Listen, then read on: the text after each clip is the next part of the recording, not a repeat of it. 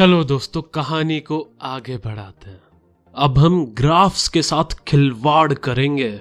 ओह, मेरा मतलब है ग्राफ्स के साथ खेलेंगे। पहला ग्राफ है डिस्टेंस टाइम ग्राफ। रुको, मुझे ड्रॉ करने दो।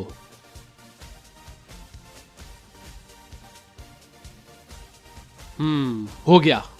तो डिस्टेंस टाइम ग्राफ पे हम एक्स एक्सिस पे टाइम को रिप्रेजेंट करते हैं और वाई एक्सिस पे डिस्टेंस को। और जब हम ऐसा ग्राफ बनाते हैं तो इसका मतलब होता है कि ऑब्जेक्ट मूव ही नहीं कर रहा, क्योंकि उसकी पोजीशन टाइम के साथ चेंज ही नहीं हो रही। और जब हम ऐसा ग्राफ बनाते हैं, इसका मतलब होता है कि एक ऑब्जेक्ट यूनिफॉर्म मोशन में ट्रैवल कर रहा है, यानी वो ऑब्जेक्ट एक फिक्स्ड वेलोसिटी से ट्रैवल कर रहा है। तो इस ग्राफ से हम वेलोसिटी कैसे निकाल सकते हैं वो देखते हैं। वेलोसिटी का फॉर्मूला होता है v equals to displacement upon time. तो अब हम यहाँ पे कोई भी दो पॉइंट ले लेंगे, a और b। a के कोऑर्डिनेट्स है t1, s1 और b के कोऑर्डिनेट्स है t2, s2। तो डिस्प्लेसमेंट क्या होगा? Final position minus initial position, यानी s2 माइनस s1। और इसमें जो टाइम लगेगा वो होगा t2 माइनस t1। तो इससे हमें किसी भी ऑब्जेक्ट की वेलोसिटी पता चल जाएगी और हमारे पास फॉर्मूला हो जाएगा v equals to s2 minus s1 upon t2 minus t1। चलो अब मैं एक ग्राफ बनाता हूं, तुम बताना ऑब्जेक्ट की वेलोसिटी क्या होगी।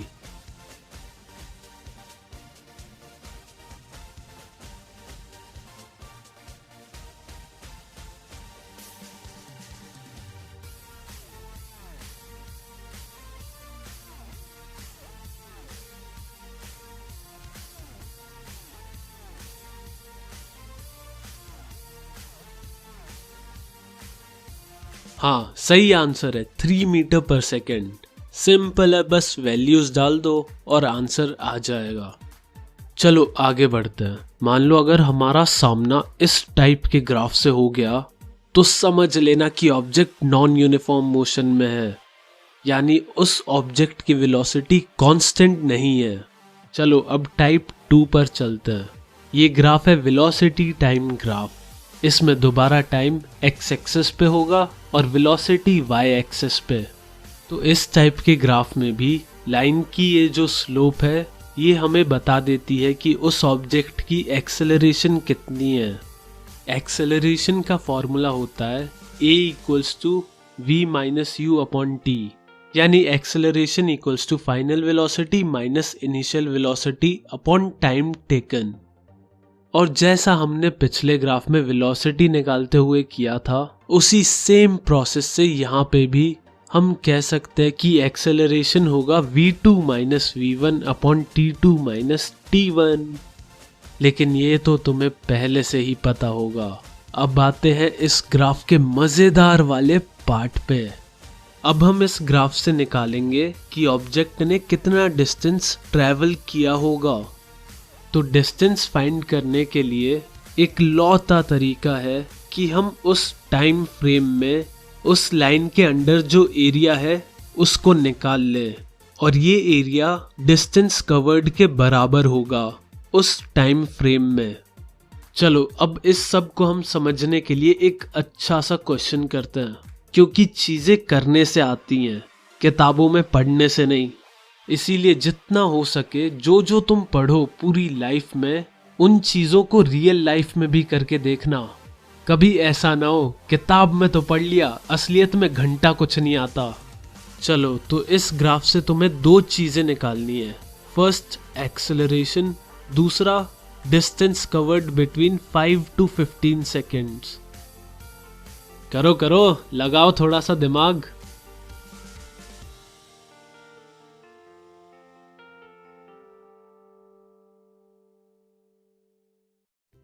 चलो तो एक्सेलरेशन तो आराम से आ जाएगी। a equals to V minus you upon T. a equals to 40 minus 20 upon 15 minus 5, यानी 20 upon 10 equals to 2 metre per second square. पर अब आते हैं डिस्टेंस कवर्ड पर। डिस्टेंस होगा ए बी सी डी के बीच का जो एरिया है उसके बराबर। तो इस एरिया को हम डिवाइड कर देंगे area of rectangle A E C D plus area of triangle A E B में।